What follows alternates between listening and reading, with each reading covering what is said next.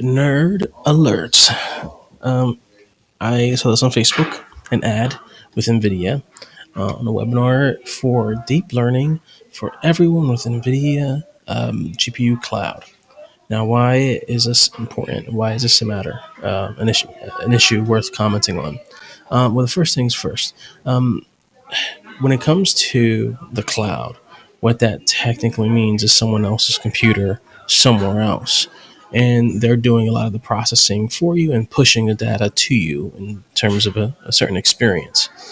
Now, what makes this interesting is that, one of the advertisements for this was, develop an AI solution in minutes, not weeks. And the reason why that's important is because eventually, we are going to get to the point where our phones and our computers will only be a screen, just a screen, and every part of our interface will be cloud based. So think of it like this: some of you guys may or may not be familiar with those Chrome remote tools. Like, we can log in a remote computer from home or from work or vice versa. It's going to be something like that. And the reason why that's going to be it's interesting is because for something like that to work, you're going to need an internet bandwidth and internet speeds that is going to mirror and be better than if you had a physical machine in front of you and internet, like, tied to Ethernet cables. And we're getting there. How so? Well, Google. It's no secret that Google is experimenting with certain cities where they're doing, like, offering internet services to compete with, like, Xfinity and Verizon, where their internet, actually, let's look it up. You'll get internet speeds. Look how happy they are because they got internet. That's crazy, stupid fast. That's how happy he gets. Makes you get friends and hug them. Almost 1,000 megabytes per second. Download in seconds. No buffering. Powerful Wi-Fi. Okay, so you know these kind of speeds are gonna be ridiculous, and essentially it's gonna mean that our entire computer experience, whether it's phone or laptop, will be on someone else's computer. Right now, it's just the data that's on someone else's computer, but then our browser is on our computer. The start button and the start menu and all those things are on our computer. But for the future, it's going to be for our phones, especially. This is where it's interesting. It's imagine having every app in the App Store available to you instantly. There's no need to download anything because you have fast internet. It's going to push everything to you with your screen, and it's going to be so fast and so instant. It's not going to feel like it's over the internet. It's going to feel native. So, and they're already playing with this.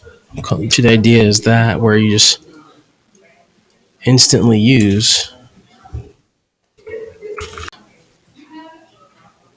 an evolution in app sharing and discovery. Android Instant Apps allows Android users to run your apps instantly without installation. Wow. That's what it means. So of course there's going to be something. This is like, I think this is where we are right now. Is we're in the transition phase, the beginning of the transition phase, where the phone's going to help somewhat with the processing, but eventually it's going to be just your phone is going to be a piece of glass, and you're going to have some login, a master login credential when you start the phone, and then everything else is just instant. Crazy. Now, that's a really dope thing to consider, but the downside is you pretty much are outsourcing your digital life altogether. So this is why Chromebooks were a major play for Google all those years ago, people were scratching their head. This is stupid. It's not really a computer. You can't really do anything. And then it started catching on. They were saying, well, it's a good halfway computer, halfway between a laptop and halfway between a tablet. And if you use it for light productivity, you'll be fine, and that kind of thing. And then all of a sudden, Chrome browser became more sophisticated. Now you began to run apps offline. Then little by little, you're able to run Android apps. And so they're doing this like long term play, whereas everyone else was kind of like thinking like short term because that's what usually the markets do. They can't see 5 feet from their face. And um, they thought, oh, this was stupid, but now it's like a big thing, a main thing. And it's all culminating towards something similar to what you see here is that you're going to have all these things instantly available to you.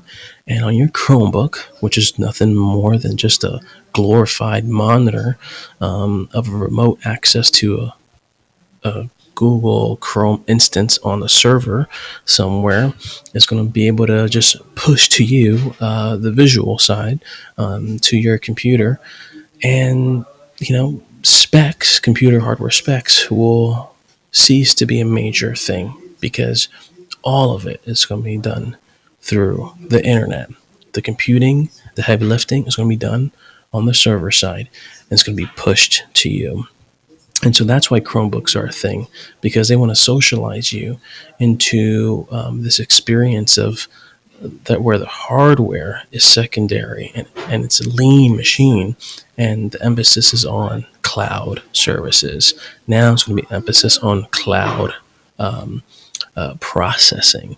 So that's and we're almost getting there with gaming, with online gaming, where you just need a browser and you can get pretty good performance there, and it want to rely less and less on and on the physical nature of the browser on your laptop. It's going to be just more and more pushed and outsourced to the server. So that's the culmination of it all, and that's what we're going to be seeing over the next decade.